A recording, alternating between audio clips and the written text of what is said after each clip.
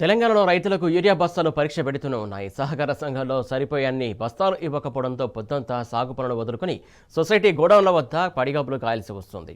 4-5 రోజులుగా పనిగట్టుకుని వస్తున్నా చివరికి యూరియా దొరకడం లేదని రైతులు ఆవేదన వ్యక్తం చేస్తున్నారు. తెల్లవారుజామును చేరుకున్నటువంటి రైతులు ఆధార్ కార్డులు వరుసలో పెట్టి యూరియా బస్తాల కోసం పడిగాపులు కాస్తున్నారు. సొసైటీ గోడౌన్ వద్దకు వచ్చిన 4 రోజుల నుంచి సీరియల్ ఉన్నటువంటి రైతులకు మాత్రమే బస్తాలు ఇస్తుండడంతో దిక్కుతోచని స్థితిలో కొట్టుమిట్టాడుతున్నారు.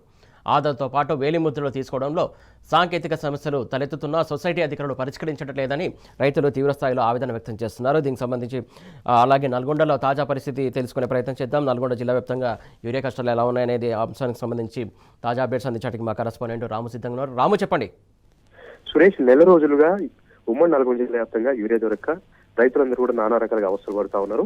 నల్గొండ జిల్లాలో 11 లక్షల ఎకరాల్లో వరి పంటలు సాగు చేశారు. వాటన్నిటి కూడా ఇప్పుడు యూరియా వేయాల్సి ఉంటుంది. లేదంటే పంటలన్నీ కూడా ఎరుపుగా మారి అవన్నీ కూడా రంగు మారి దిగుబడి పైన తీవ్రంగా ప్రభావం పడుతుంది. ఇలాంటి విపత్కర పరిస్థితుల్లో ప్రభుత్వం ఆదుకోవాల్సింది పోయి ఎక్కడ కూడా యూరియా అనేది స్టాక్ పెట్టలేదు, బఫర్ స్టాక్ పెట్టలేదు. వ్యవసాయ శాఖ అధికారులు, అదేవిధంగా మార్కెట్ ప్రైస్ సంబంధించిన అధికారులు, సహకార సంఘాల అధికారులు చేతులు ఎత్తేశారు. తమను ఏం చేయలేమంటూ కూడా రైతులు వెనుకకు పంపిస్తున్నటువంటి పరిస్థితి కూడా నల్గొండ జిల్లాలో ఎక్కడైనా కూడా మనకు కనపడతా ఉంది. అక్కడ ఇక్కడ 2-3 లారీలు వస్తే అందులో సగం బస్తాలను కూడా బ్లాక్ మార్కెట్ తరలిస్తూ అక్కడ కాంగ్రెస్ పార్టీ నాయకులు పంచుకుంటున్నారంటూ కూడా పెద్ద ఎత్తున వాదోపవాదాలు వ్యక్తమవుతున్నాయి, అనుమానాలు కూడా వ్యక్తమవుతున్నాయి. ఈ రోజు కూడా తుంగతుర్తి మండల కేంద్రంలో కోదాడ, నడిగూడెం, నల్గొండ, తిప్పర్తి మండల కేంద్రాల్లో రైతులు రోడ్డెక్కారు. యూరియా కోసం ధర్నాలు చేస్తా ఉన్నారు. నల్గొండ జిల్లాలో 2 మంత్రులు ఉన్నారు. ఇప్పటి వరకు నెల రోజులుగా యూరియా దొరక్క తామంతా కూడా ఇబ్బంది పడుతూ ఉంటే ఒక్కరోజు కూడా కలెక్టరేట్ లో రివ్యూ నిర్వహించలేదు, మార్కెట్ అధికారులతో రివ్యూ నిర్వహించట్లేదు. యూరియా ఎట్లా వస్తుందంటూ కూడా రైతులు వాపోతున్నారు. గత 10 ఏళ్ల క్రితం ఏ విధంగానైతే యూరియా కోసం తిప్పలు పడ్డామో సమైక్యాంధ్ర ప్రభుత్వంలో మళ్ళీ అదే రకమైనటువంటి తిప్పలు తమకు వచ్చాయంటూ కూడా రైతులు వాపోతా ఉన్నారు. వ్యవసాయం అంతా కూడా సంక్షోభంలో గురికిపోయింది.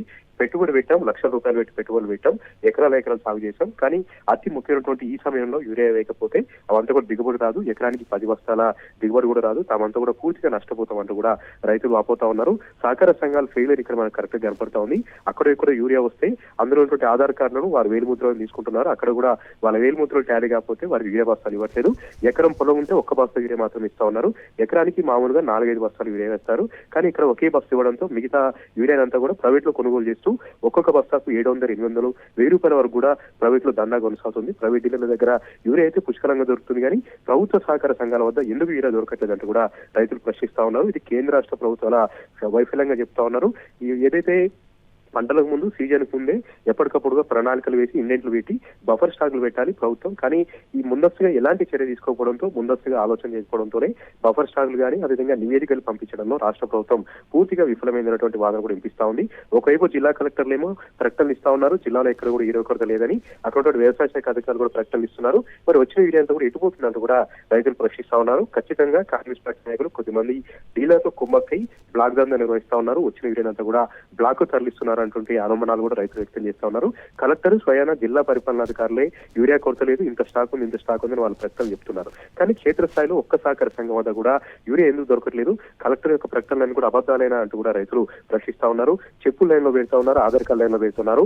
వేకోజామున 4-5 గంటల నుంచే వాళ్ళు పడిగాపులు కాస్తూ తిండి లేకుండా, తిప్పలు లేకుండా, రేయి మౌలు కూడా అక్కడ పడుకుంటుంటే ప్రతి ఒక్కరు కూడా కన్నీరు మున్నీరు వినిపిస్తా ఉన్నారు. రైతులకు ఈ దుస్థితి వస్తుందని ఎప్పుడు కూడా అనుకోలేదు, రైతులు ఇట్లా ఇబ్బంది పడుతున్నారని ఎప్పుడు కూడా అనుకోలేదంటూ కూడా వాళ్ళు ముచ్చటించుకుంటున్నారు. ఇప్పుడిప్పుడే వ్యవసాయం బాగుపడుతుంది, ఇప్పుడిప్పుడే ఒక రకంగా ఉంటుంది.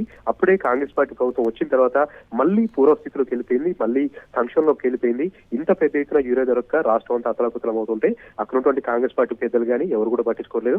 అసెంబ్లీ పెట్టారు, అసెంబ్లీలో అతి ప్రధానమైనటువంటి యూరియా గురించి చర్చ లేదు, రైతుల గురించి చర్చ లేదు. ఇప్పుడే ఇట్లా ఉంటే రేపు దిగుబడులు వస్తే దిగుబడి సంబంధించినటువంటి కొనుగోలు విషయంలో ఇంకెంత ఇబ్బంది పెడతారు, ఇంకెంత తిప్పలు పెడతారు అటువంటి భయాందోళన అయితే రైతులు వ్యక్తం చేస్తా ఉన్నారు.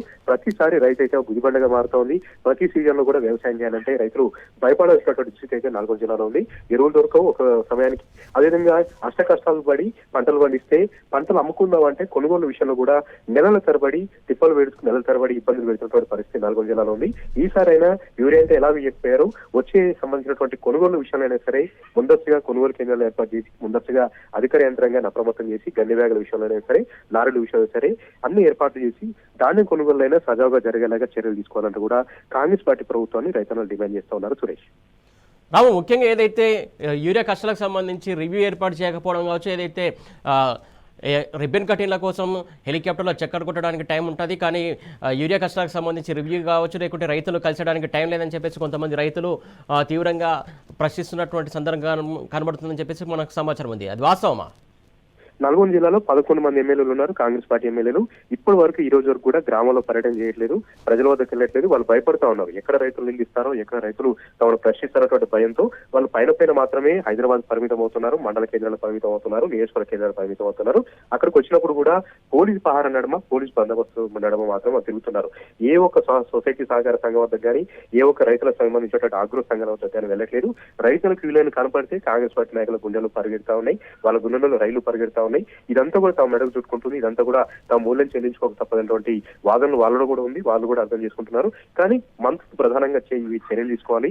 నల్గొండ జిల్లాలో కోమరెడ్డి వెంకరెడ్డి, ఉత్తమ్ కుమార్ రెడ్డి గారు కూడా నేనంటే నేను నెంబర్ 2 అని చెప్తారు, కానీ నెంబర్ 2 ఉన్నటువంటి నల్గొండ జిల్లాలోనే యూరియా ఎందుకు రావట్లేదు, ఎందుకు రివీల్ చేయట్లేదు, ఎందుకు యూరియా తెప్పించట్లేదు? ప్రభుత్వం పైన కొట్లాడైనా సరే అధికంగా లోన్లు తెప్పించాలి, ర్యాకులు తెప్పించాలి, ఎందుకు తెప్పించట్లేదు? వీళ్ళిద్దరూ ఎందుకు నోరు మూసుకొని కూర్చుంటున్నారన్నటువంటి ప్రశ్నలు కూడా రైతాంగం నుంచి వ్యక్తమవుతున్నాయి. ఉత్తమ్ కుమార్ రెడ్డి అయితే ఉజున నియోజకవర్గంలో తిరక్క 15 రోజుల నుంచి ఉజ్జన నియోజకవర్గం కాల్వడ పెట్టలేదు. నల్గొండ నియోజకవర్గంలో కోమరెడ్డి వెంకరెడ్డి వస్తున్నారు, కానీ జిల్లా కేంద్రంలోనే కేవలం రిబ్బన్ కటింగ్లకు ఆర్టీకి వస్తున్నారు. అది కూడా హెలికాప్టర్లు వచ్చిపోతున్నటువంటి వాదన కూడా వినిపిస్తా ఉన్నాయి. మొత్తంగా ఇద్దరు మంత్రులు ఉన్నా లేనట్టే అని చెప్తా ఉన్నారు, ప్రభుత్వం కూడా ఉన్నా లేనట్టే. ఈ ప్రభుత్వానికి శాపనార్థాలు అయితే పెడతా ఉన్నారు Suresh. Right, thank you Ram.